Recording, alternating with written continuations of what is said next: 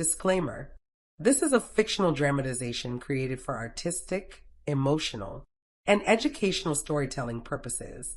All characters and events are entirely fictional and created using AI tools. No impersonation, misrepresentation, or harm is intended. The content contains scenes of danger involving child characters. However, no real persons or minors were involved in its production. Grace's Love Stories produces scripted, AI-generated stories that promote entertain, inspire kindness, and emotional connection. We respect our viewers and strictly adhere to YouTube's policies. The scent of spilled wine, sharp and cloying, clung to Anya's thin tunic. It was a deep crimson, the color of blood, and it spread across the drab gray fabric like a fresh wound. Humiliation, hot and just as red, bloomed on her cheeks.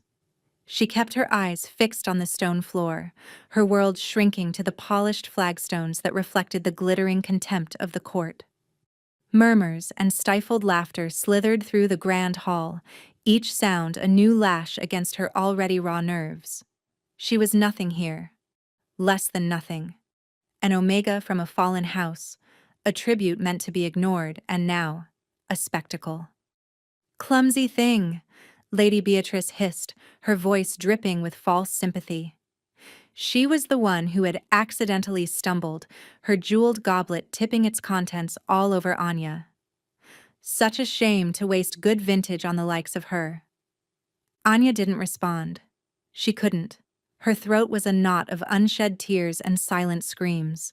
To speak would be to invite more scorn. To look up would be to meet the 100 pairs of eyes judging her, dissecting her worthlessness. She was a ghost at this feast, a shadow meant to occupy a forgotten corner, and she had failed even at that. Her uncle, Lord Gregor, would be furious. He had warned her to be invisible, a command she had desperately tried to obey. Her family, the once proud House of Silverwood, had been disgraced generations ago. They were allowed to keep their lands but not their influence, a slow, festering punishment for a long-forgotten betrayal. Anya, born without a wolf and presumed barren, was the embodiment of their decline. She was a flaw, a blemish on their already tarnished name. When the time came for their territory to offer a tribute to the Alpha King, her uncle hadn't hesitated. He had sent her, his worthless niece, as a sign of their complete and utter subjugation. It was both an offering and an insult, a way of showing the king they had nothing left of value to give. Her only gift, if it could be called that, was a strange quietness of spirit. Animals were calm in her presence. Tempers seemed to cool when she was near.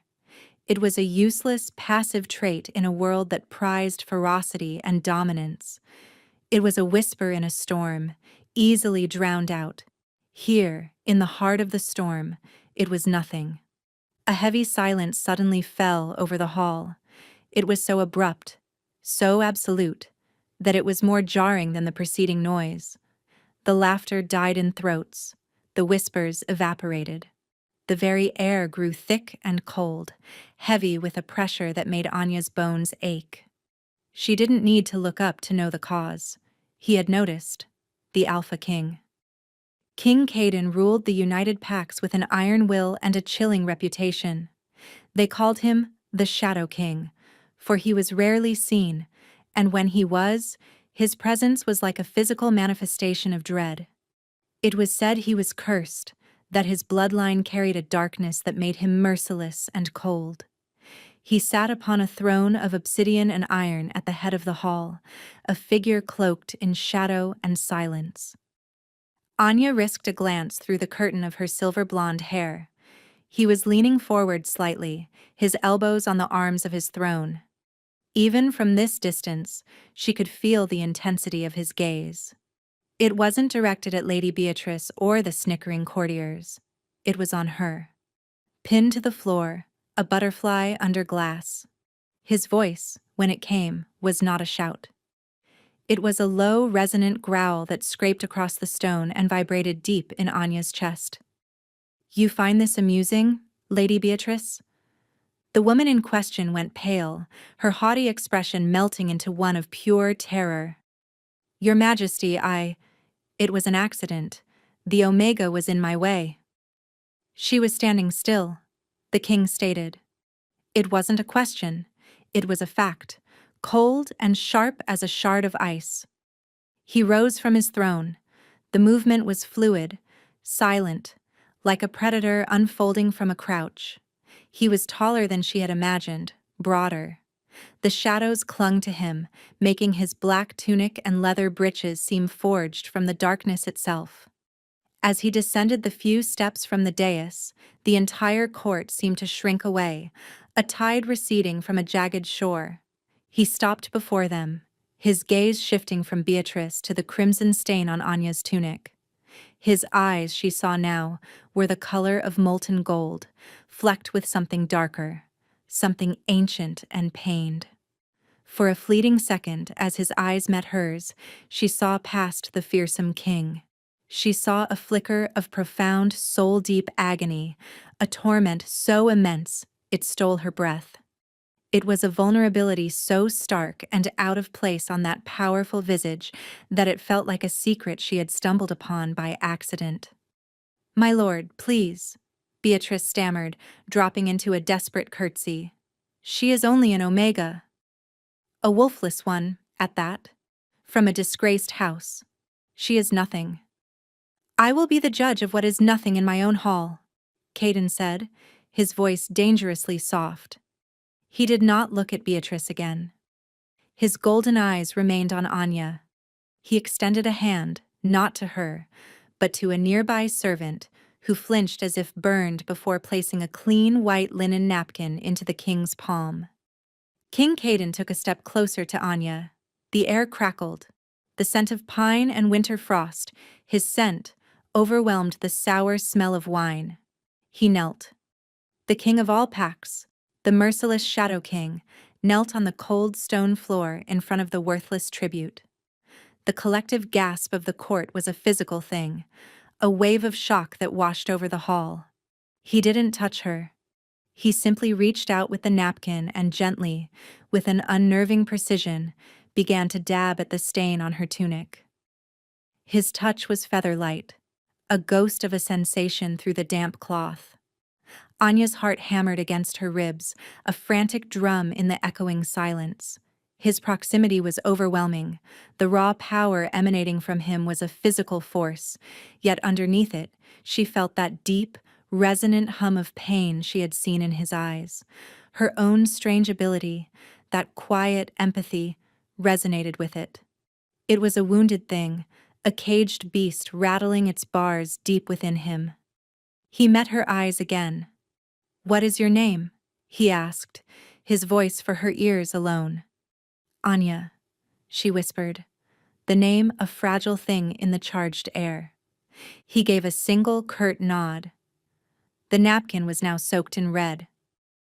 He dropped it to the floor and rose to his full, intimidating height. He turned his gaze back to the terrified Lady Beatrice, who was still frozen in her curtsy. "You will leave my court," he commanded, his voice once more ringing with absolute authority. "Your lands and titles are forfeit to the crown. Be gone by sunrise, or my wolves will escort you to the border." A choked sob was Beatrice's only reply. She scrambled to her feet and fled, her attendants rushing after her. The hall remained deathly silent. King Caden's gaze swept over the assembled nobles, a silent warning that was more effective than any threat. Then his golden eyes returned to Anya one last time. "You," he said, the single word an undeniable summons. "Come with me." He turned and walked back toward his throne, not waiting to see if she obeyed. He knew she would. Anya's mind was reeling. Fear, confusion, and a bizarre, terrifying flicker of hope warred within her. She had come here expecting to be ignored until she faded into the castle's stonework. Instead, in the space of a few heartbeats, the most powerful wolf on the continent had risen to defend her, stripped a high-ranking lady of her title, and summoned her to his side. As she shakily rose to her feet and followed in the king's wake, the eyes of the court on her back, she knew one thing for certain. Her life of invisibility was over. Anya followed the king through a side door behind the dais, leaving the stunned silence of the great hall behind. They entered a corridor of dark, polished stone, lit by torches that cast long, dancing shadows. The king's guards, clad in black leather armor, fell into step behind them, their presence a silent, menacing weight. Anya kept her eyes on the king's broad back, her heart still beating a frantic rhythm against her ribs. She had no idea where he was taking her. To the dungeons? To a private room for a punishment far worse than public humiliation? Her mind, conditioned by years of expecting the worst, supplied a dozen terrifying possibilities. Yet, the memory of his touch, however brief and impersonal, contradicted her fears. It had been careful, gentle even, and the pain in his eyes, it haunted her. It was a familiar feeling, not the pain itself, but the recognition of it. It was the kind of deep internal wound that her own peculiar empathy could sense, like a discordant note in the symphony of a soul. The king led her up a winding staircase, deeper into the private, formidable heart of the fortress. The air grew colder. They passed no one. This was his domain, a place few were ever permitted to enter. Finally, he stopped before a massive set of iron-bound doors. He pushed them open without a word and gestured for her to enter. The guards remained outside, their faces impassive stone. Anya stepped across the threshold and her breath caught. It was not a dungeon or a torture chamber. It was a study, vast and filled with a surprising warmth. A huge fireplace dominated one wall, a roaring fire casting a golden glow over everything. The other walls were lined floor to ceiling with books, thousands of them, their leather spines creating a rich tapestry of color. A massive desk carved from a single piece of dark wood sat before a large arched window that looked out over the moonlit mountains. The room smelled of old paper, wood smoke, and the king's own scent of pine and winter. He walked past her to a small table set with a decanter of amber liquid and 2 glasses. He poured a measure into each. "Drink," he said, his back to her. "It will help with the chill."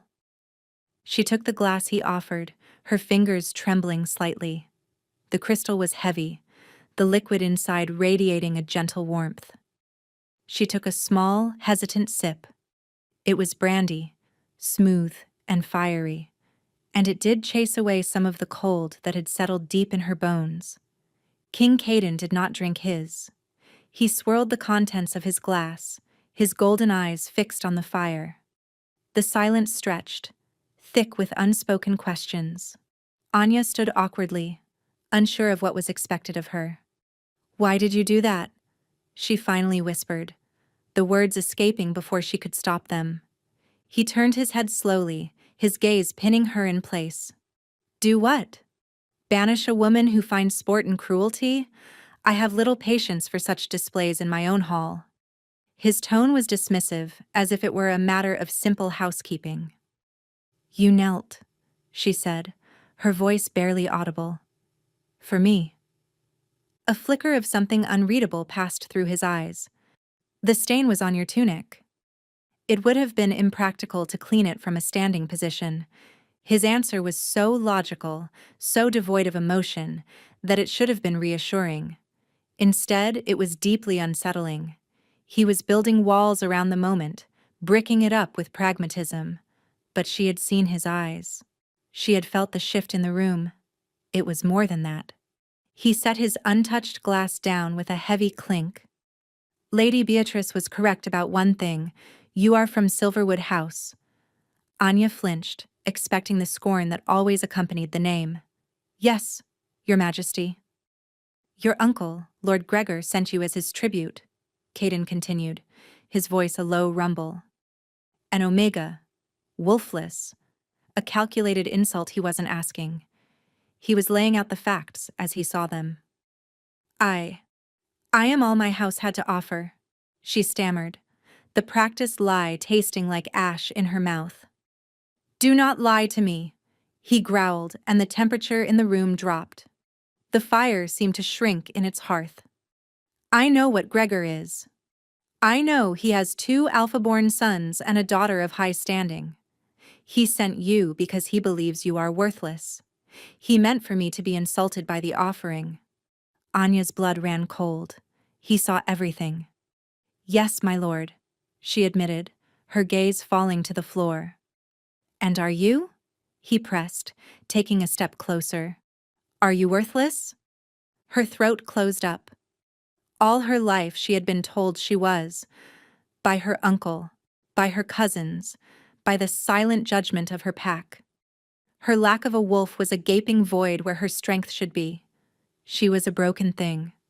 But as she stood there, in the presence of this terrifying, powerful man who had shown her a sliver of unexpected decency, a tiny, dormant seed of defiance sprouted within her. She lifted her chin, meeting his intense golden stare. "No," she said, her voice shaking but clear. "I am not." An unnerving silence followed her declaration. The king watched her, his expression unreadable. He seemed to be looking not at her, but through her, as if searching for something deep inside. The pain in his eyes flared again, sharper this time. He took a half step back, a subtle, almost imperceptible movement, and a muscle feathered in his jaw. "You will be moved to a room in this wing," he said abruptly, his tone once again clipped and commanding. "You will serve me directly. Your duties will be to be present." Anya stared at him, bewildered. "Present, Your Majesty?" "You will take your meals here. You will sit in this room while I work. You will be silent unless spoken to. Is that understood?" "But why?" The question was out before she could bite it back. A look of profound weariness crossed his features. He ran a hand over his face, and for a moment, he looked less like a king and more like a man bearing an impossible burden. "Because your presence is tolerable," he said, the words sounding as if they were dragged from somewhere deep inside him. "More than tolerable. It is quiet." He turned away from her, facing the great window. "Rorik, my beta, will see to your arrangements. You are dismissed." The finality in his tone was absolute.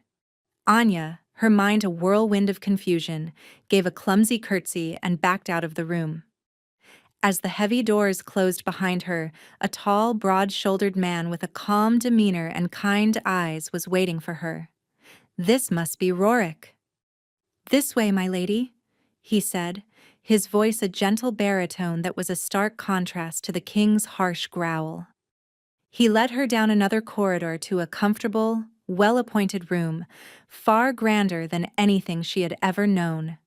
There was a soft bed, a wardrobe of dark wood, and even a small fireplace of its own.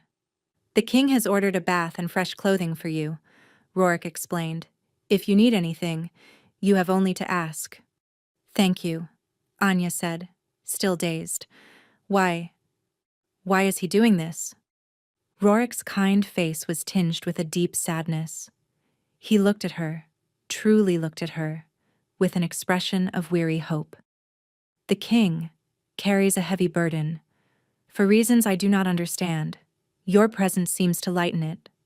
For the first time in a long time, tonight in the hall, he acted like a king, not just a warden to his own pain." He bowed his head and left her alone. Anya sank onto the edge of the plush bed, the borrowed glass of brandy still in her hand. She was confined to the king's personal fortress, a gilded cage she could not leave. Her duty was simply to exist in his presence.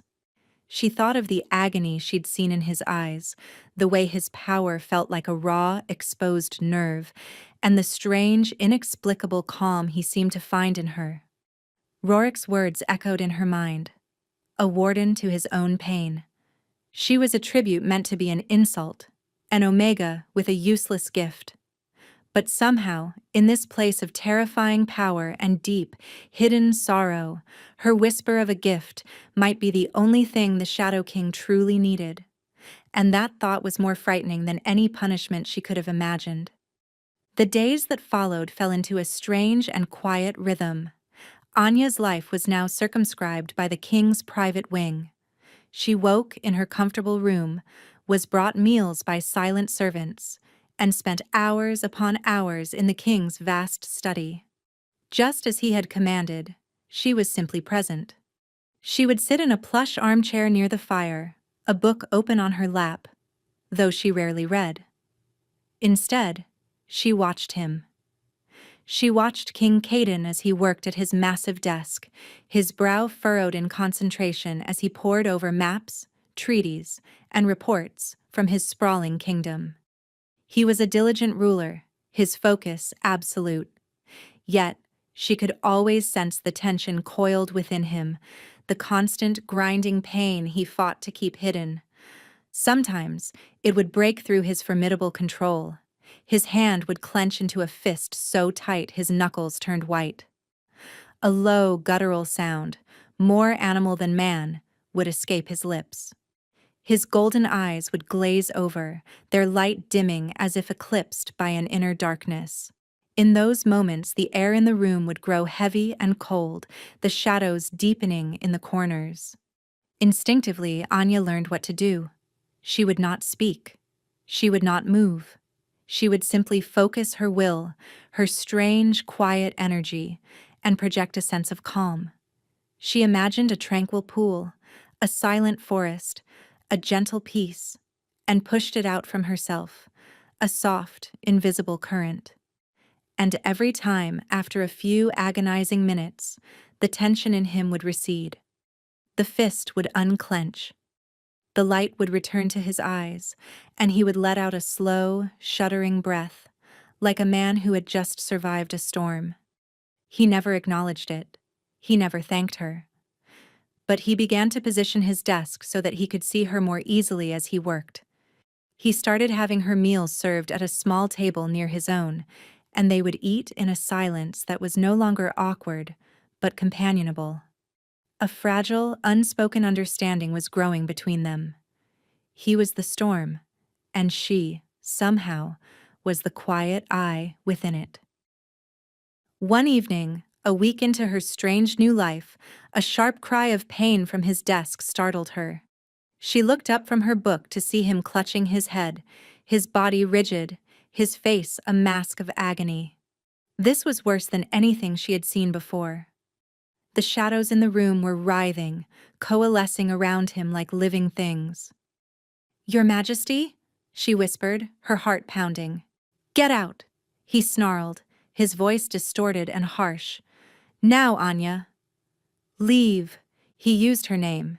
He had never used her name since that first night. Fear warred with a powerful, inexplicable urge to help him. Rorik's words about him being a warden to his own pain echoed in her ears. She couldn't leave him like this. Ignoring his command, she rose and slowly approached the desk. The cold radiating from him was intense, a physical manifestation of his suffering. "I said leave," he roared, and the force of his voice slammed into her, a wave of pure alpha command. An Omega's instinct was to obey, to cower and flee.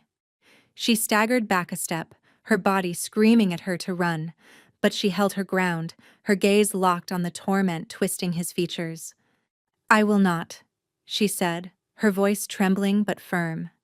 His head snapped up, and his golden eyes were wild, the pupils blown wide, swimming in a sea of black.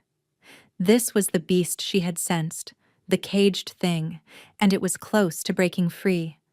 But she also saw desperation in that gaze, a plea for help he was too proud to voice. Hesitantly, she reached out her hand. It was a foolish, reckless gesture. He was the Alpha King, a being of immense power currently lost in an agony that could lash out and destroy her without a thought. But her empathy, her core being, screamed that this was the only thing she could do. Her fingers brushed against the back of his clenched fist. A jolt, like lightning, shot up her arm. His pain flooded her senses, a searing, burning agony that was both physical and spiritual. It was a darkness filled with ancient rage and sorrow, a curse that felt alive. A parasite latched onto his soul. Anya gasped, staggering under the weight of it, but she did not pull away. Instead, she pushed back. She poured all of her calm, all of her quiet strength, down her arm and into him. She didn't try to fight the darkness, but to soothe it. She was not a warrior. She was a healer. She imagined herself wrapping the raging core of his pain in layers of soft, cool silence. Caden shuddered violently, a guttural groan torn from his throat. The writhing shadows around him faltered.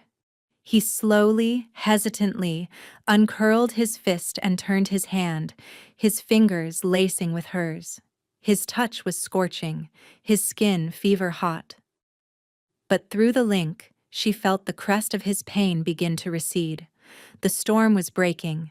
He collapsed forward, his forehead resting on the desk, his shoulders shaking with the aftermath. He did not release her hand. They stayed like that for a long time, his ragged breath slowly evening out, the oppressive cold in the room gradually fading. The only sound was the crackling of the fire. "How?" he finally rasped, his voice raw. He did not lift his head. "What are you?" "I don't know," she answered honestly. "It's just something I can do." He finally lifted his head, his golden eyes clear again, though shadowed with exhaustion and a raw vulnerability she had never seen before. He looked at their joined hands, then at her face. Nothing has ever helped," he said, his voice thick with disbelief. "The healers, the mages, they can do nothing. It only ever gets worse." "It's a curse, isn't it?" she asked softly. He gave a bitter, mirthless laugh. "The blessing of my bloodline. The first king of my line made a pact with a shadow entity for power. The power passed down, but so did the price. A creeping darkness that consumes its host. It drives them to madness, to rage. It has claimed my father and my grandfather before him." He finally released her hand, and the loss of contact left her skin feeling cold.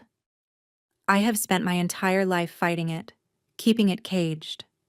That is why they call you the Shadow King," she murmured, understanding dawning.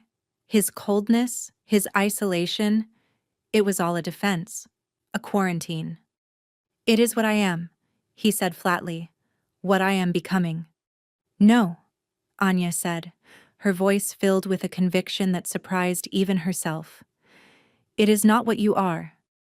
It is something you carry. There is a difference." He stared at her, a strange light entering his eyes. It was a look that held wonder, and something else. Something deeper and more intense that made her stomach flutter. Before he could reply, the study doors opened and Rorik entered. He stopped short, his eyes widening as he took in the scene, the king looking disheveled and vulnerable, and Anya standing close, an aura of quiet strength around her. "My king?" Rorik asked, his voice laced with concern. "Lord Gregor has arrived. He demands an audience. He says he has come for his niece." Caden's face hardened instantly, the vulnerability vanishing as if it had never been. The walls were back up, higher and colder than ever. He rose to his feet, every inch the formidable king once more. "He does not demand," Caden growled, his golden eyes turning to chips of ice. "He begs. And he will be disappointed." His gaze shifted to Anya, and for a heartbeat, she saw a flicker of raw possession in their depths. No one is taking her from this castle. Lord Gregor stood in the center of the throne room, his posture radiating an arrogance that bordered on suicidal. He was a tall, severe man, with eyes the color of chipped slate and a cruel twist to his mouth that Anya knew all too well. Seeing him again sent a tremor of old fear through her, a Pavlovian response to a lifetime of his casual cruelty and biting remarks. Caden had insisted she attend the audience. She stood not with the other courtiers, but a few paces behind the throne, a placement that was both a protection and a statement. Every noble in the room noted her position, their whispers rustling like dry leaves. She was no longer the forgotten tribute, but something else, something belonging to the king. "Your Majesty," Gregor began, his bow shallow and perfunctory, "I have come on a matter of family honor. A grave misunderstanding. My niece was sent as a tribute, a servant for the castle. It seems she has overstepped her station, worming her way into your private affairs. I have come to retrieve her and discipline her accordingly." The threat was thinly veiled. Discipline, from Gregor, meant pain.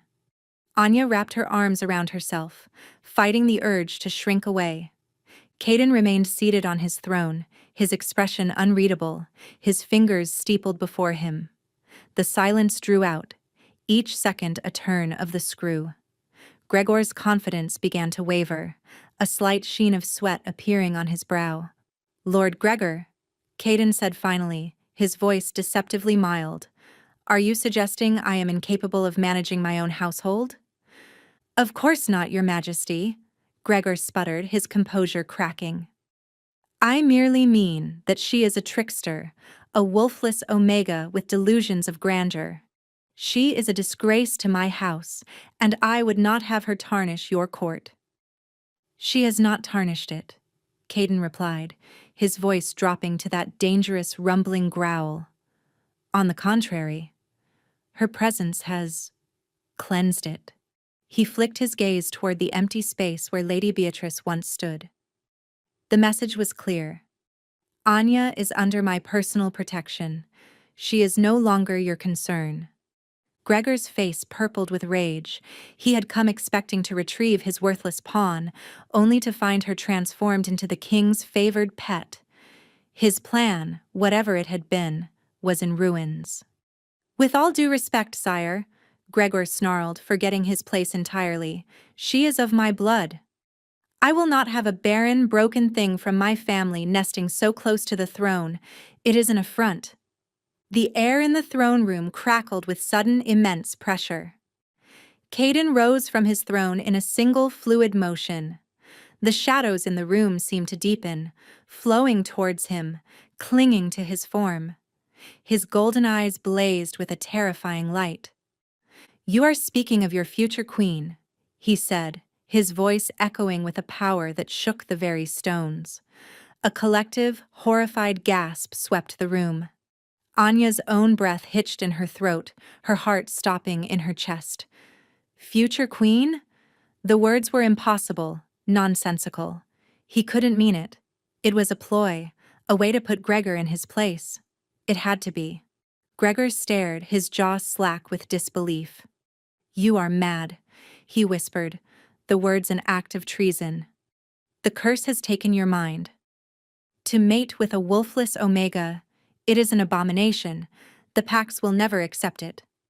"They will accept whom I command them to accept," Caden retorted, descending the steps of the dais, each step a thunderclap in the charged silence.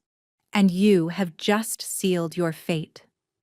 You will be stripped of your title and your lands. You and your mewling sons will be exiled to the withered peaks. You will take nothing with you." "You cannot do this," Gregor shrieked, his arrogance finally shattering into raw panic. "My house has served the crown for—" "Your house has been a blight on the north for generations," Caden cut him off, "and your service is at an end." "Rorik." The beta stepped forward, his face grim. "My king. Escort this thing from my sight. See that my orders are carried out immediately." Guards seized Gregor, who was now babbling, pleading, his threats turning to desperate whimpers. As they dragged him from the hall, his hate-filled eyes found Anya's. "This is your fault, you useless bitch!" he screamed. "You will pay for this. I swear it." Then he was gone, and an unnerving silence fell once more. Caden turned, his gaze sweeping over the pale, shocked faces of his court. No one moved. No one breathed. Finally, his eyes landed on Anya. He extended a hand. "Come," he said, his voice now gentle, a stark contrast to the fury of a moment before. Numbly, she walked toward him, her legs feeling like they belonged to someone else. Future queen. The words rang in her ears, deafening and terrifying. She placed her trembling hand in his. His grip was warm, solid, and reassuring. He led her from the throne room, away from the prying eyes, back to the sanctuary of his study. Once the doors were closed, he released her hand and walked to the fireplace, staring into the flames. "You did not mean it," Anya said, finding her voice. "It was not a question." "What you said?" "About me." He turned to face her, his expression serious. "I have never been more serious in my life, Anya." "But why?" she asked, her mind reeling. "I am an Omega." "I have no wolf. I cannot give you heirs. I bring you no power, no alliance. Gregor was right. The Pax will see me as a weakness." "You are wrong," he said, stepping closer. He reached out, his fingers gently tracing her jawline, sending a shiver down her spine. "You possess a power greater than any alpha's howl, a strength more profound than any warrior's blade. You bring me something no alliance ever could." "What?" she breathed. "Peace," he said simply. His thumb stroked her cheek. "You quiet the storm inside me, Anya. You are the only thing that ever has. That is not weakness. That is a power I would trade my entire kingdom for." Her heart ached with a sudden, overwhelming emotion. All her life she had been told her quietness was a flaw. To this man, this powerful, tormented king, it was a treasure. "The mate bond," he continued, his voice low and intense. "I have felt its pull since the moment I saw you, stained with wine and defiance. I fought it. I thought it was a trick of the curse, another path to madness. But I was wrong. It is real. I feel it now, a thread of gold in the darkness. Do you not feel it too?" She did. It was a subtle hum beneath her skin, a sense of rightness, of coming home whenever he was near. It was a pull she had been too afraid to name. She gave a small, shaky nod. "I will not force you," he said, his golden eyes searching hers. "The choice must be yours. But I am asking you, Anya of Silverwood, be my mate, be my queen." Tears welled in her eyes, tears not of sorrow, but of a profound, earth-shattering hope. To be seen, to be valued, to be wanted not in spite of what she was, but because of it. It was more than she had ever dared to dream. Before she could answer, a piercing alarm bell began to toll throughout the castle, a frantic, clanging cry of warning.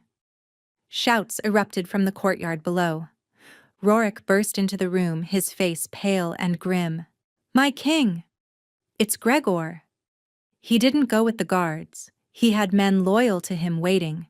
He's seized the lower bailey, and he has a weapon, some kind of artifact. The mages are screaming that it's old, dark magic. "He's calling you out, sire. He says he will purify the throne with your blood." Caden's face became a mask of cold fury. The fragile peace of the moment was shattered. The storm he held within him was about to be unleashed. "Anya, stay here," he commanded, his voice a low, dangerous growl. "Bar the door. Do not open it for anyone but me or Rorik." He turned to leave, but Anya grabbed his arm. "Caden, no. This is what he wants. He's trying to provoke you, to make you lose control." "He has threatened my mate," Caden snarled, his eyes flashing with raw power. He will not live to see the dawn. He pulled his arm from her grasp and swept from the room, Rorik and a contingent of the royal guard at his heels. Anya rushed to the great window, her heart pounding with terror. Down in the courtyard, she could see them. Lord Gregor stood in the center, holding a twisted obsidian shard that pulsed with a malevolent purple light. His men, a small but determined force, formed a ring around him. And then Caden emerged into the courtyard, a lone figure of fury against the chaos. This was it. The final confrontation. And Anya had a horrifying feeling that Gregor's dark artifact was aimed not just at the king, but at the curse he carried within him. The courtyard was a maelstrom of chaos, but where King Caden walked, a bubble of dreadful silence followed. Gregor's men, hardened mercenaries and disaffected pack warriors, flinched away from him as he advanced. His power rolled off him in palpable waves, a promise of swift and brutal violence. Gregor, however, seemed to draw strength from Caden's fury. He held the obsidian shard aloft, a crazed, triumphant grin stretching his thin lips. "Behold, the Shadow King!" he bellowed to the watching castle guards on the battlements. "Come to answer for his weakness.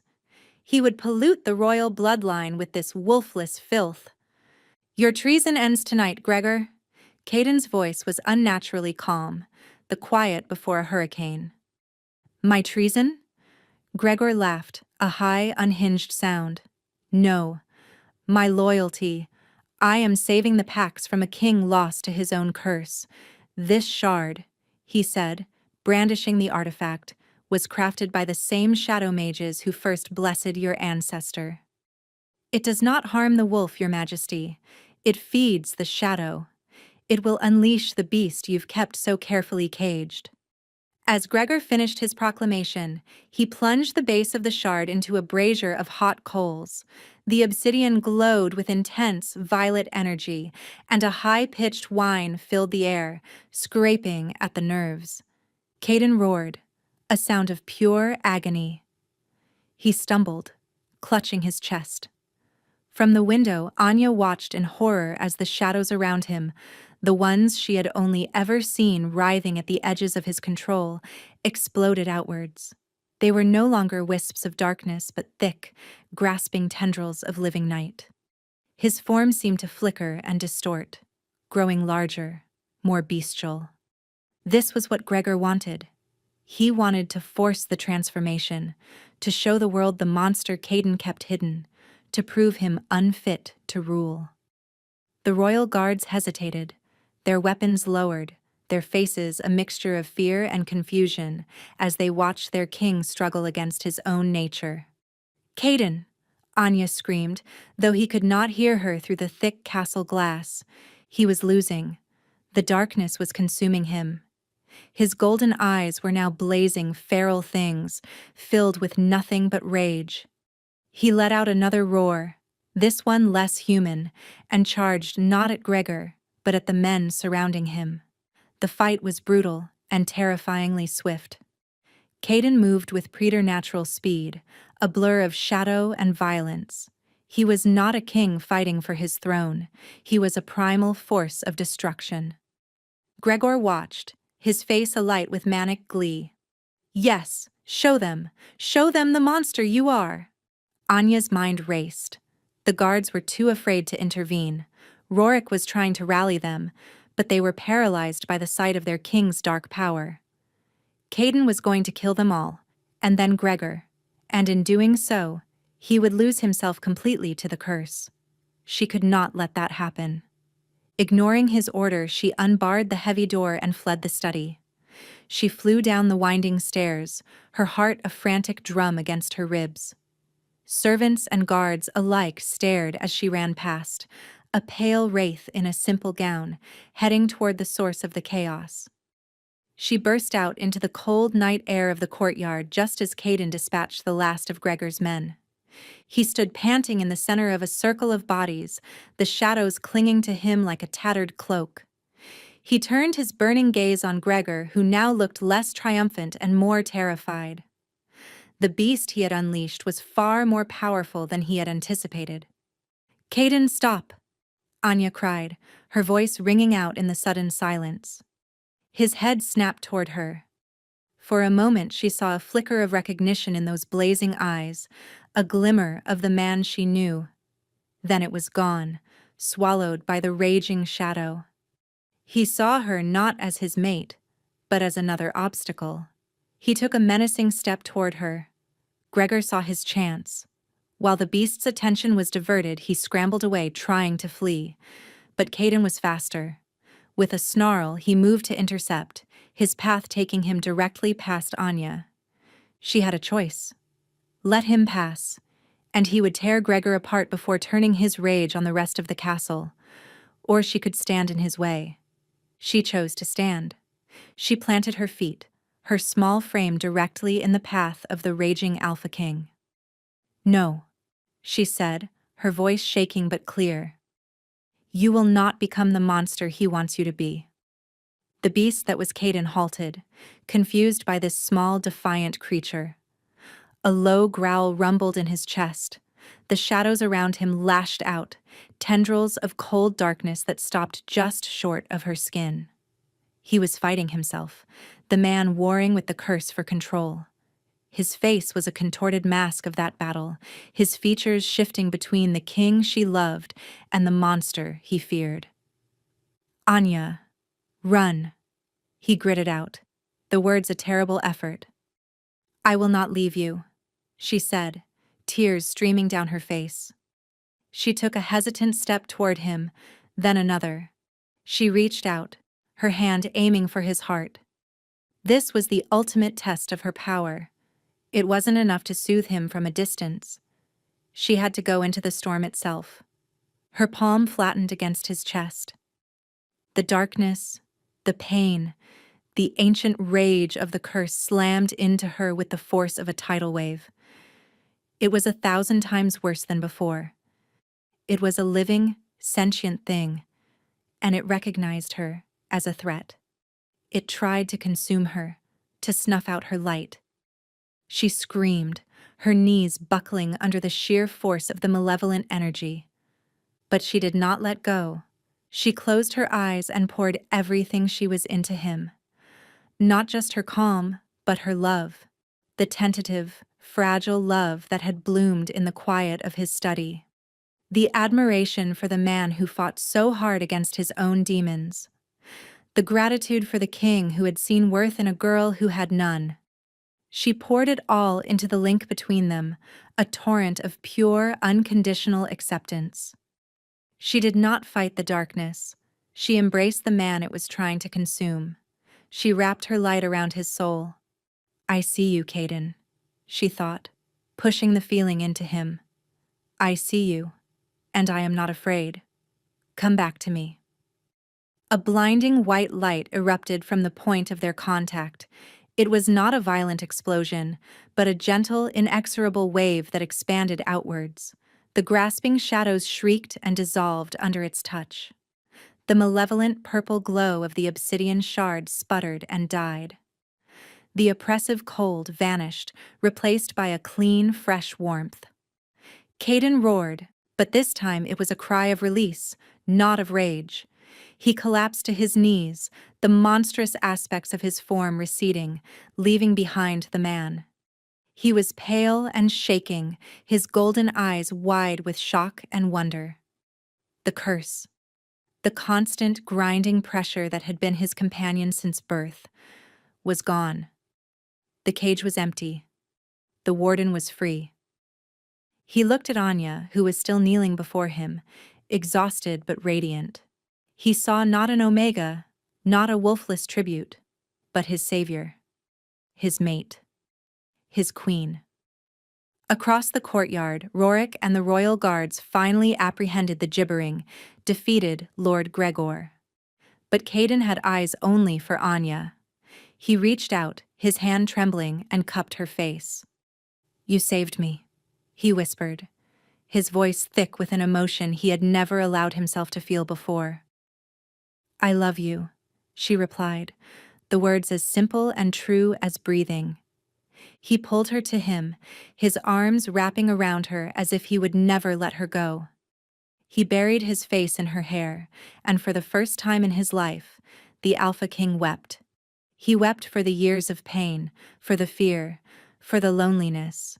And he wept for the future, a future that was suddenly, miraculously, filled with light.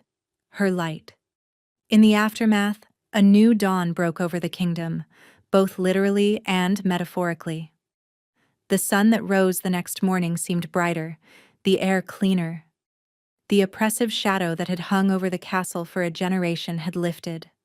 Lord Gregor was imprisoned in the deepest dungeon, his mad ramblings about curses and shadows now falling on the deaf ears of a court that had witnessed a miracle. They had seen their king consumed by darkness, and they had seen the quiet Omega girl bring him back with nothing but her touch. Caden, a man reborn, wasted no time. He convened his council that very morning. Anya sat beside him, not behind the throne, but in a newly placed chair of equal stature. Her simple gown had been replaced with one of deep blue velvet, the color of twilight. But it was the quiet confidence in her eyes that truly transformed her. She was no longer a tribute, but a partner. The king's proclamation was swift and absolute. He recounted the truth of his family's curse, a secret held for centuries. He explained the torment that had shaped his reign, the isolation he had enforced upon himself to protect them all. And then, his voice ringing with love and reverence, he told them how Anya had saved him. "She is not wolfless," Caden declared, his golden eyes sweeping over the stunned faces of the lords and ladies. "Her spirit is the strongest I have ever known. Her power is not one of destruction, but of healing, of restoration. She did not break the curse. She healed it. She healed me." He stood and took Anya's hand, pulling her to her feet beside him. "This is my mate. My Luna, your queen. Her word is my word. Her command is my command. We will rule together, and we will build a new age for our people. An age where strength is measured not only by the sharpness of one's claws, but by the compassion in one's heart." There were murmurs, of course. The old guard, the ones who had thrived under the harsh, dominance-based hierarchy, looked unsettled. But they were the minority. Most looked at Anya with a newfound awe and respect. They had seen her courage in the courtyard. They had felt the shift in the very atmosphere of the kingdom. Hope, a long-absent guest, had returned to the castle. The formal mating ceremony was held a week later. It was a grand affair, but the most powerful moment was the most intimate. In the center of the great hall, before the entire court, Caden bared his neck. Anya, following tradition, was meant to simply accept his mark. But Caden stopped the officiating elder. "The bond is two ways," he said, his voice clear and strong. "It is a chain of equals." He gently tilted her head, his eyes asking for permission. She gave a small nod. With infinite tenderness, he leaned down and bit into the soft flesh where her neck and shoulder met.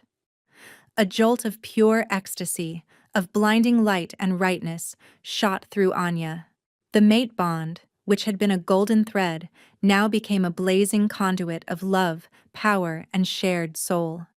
She felt his strength, his history, his devotion pour into her. When he pulled back, he looked at her, his eyes glowing.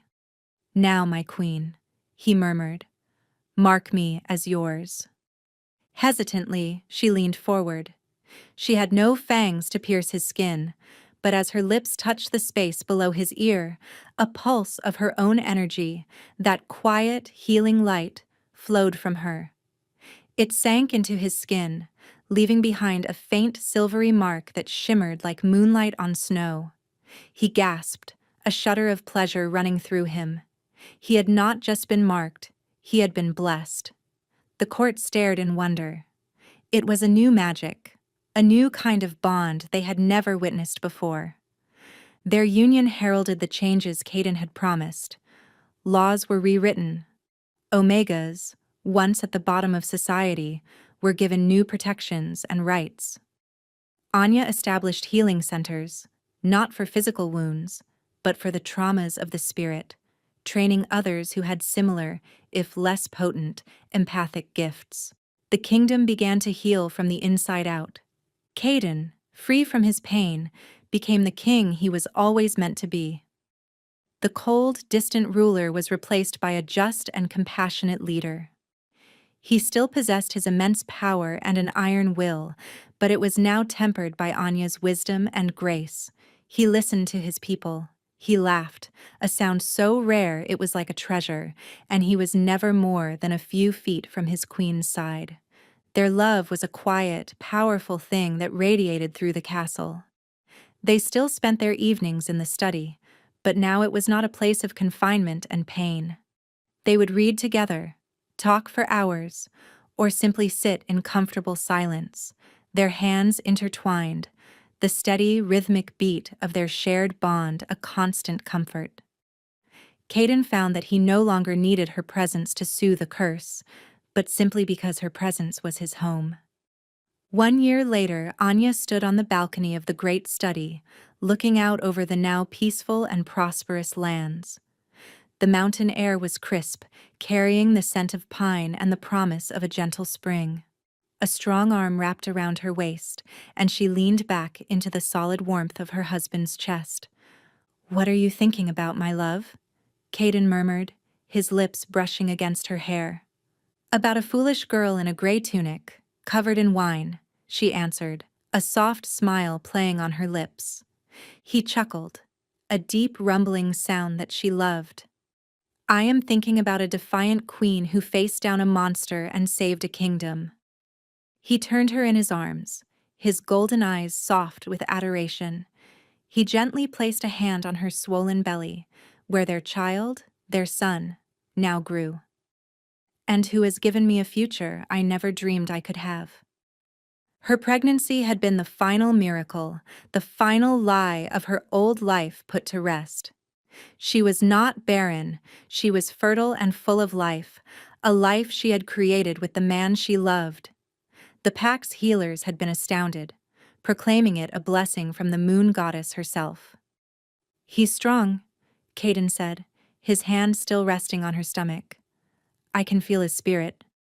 He has your light, Anya, and my wolf." It was true.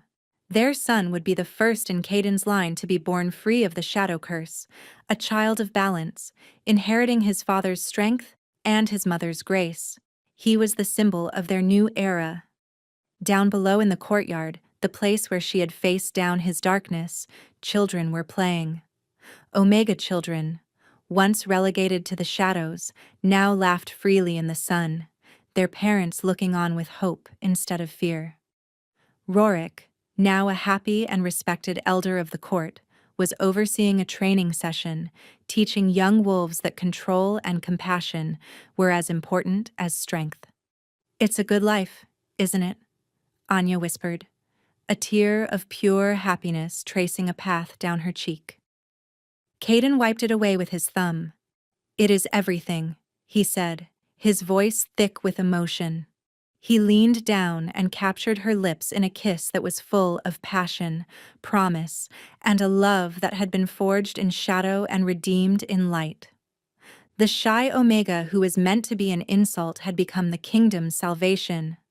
The feared Shadow King who was a warden to his own pain had become a beloved ruler. Together, they had healed a man, a bond, and a nation, proving that the greatest power was not the one that roared the loudest, but the one that had the courage to whisper, "I see you," in the dark. And in each other's arms, under the watchful gaze of the mountains, their quiet, powerful love story was just beginning.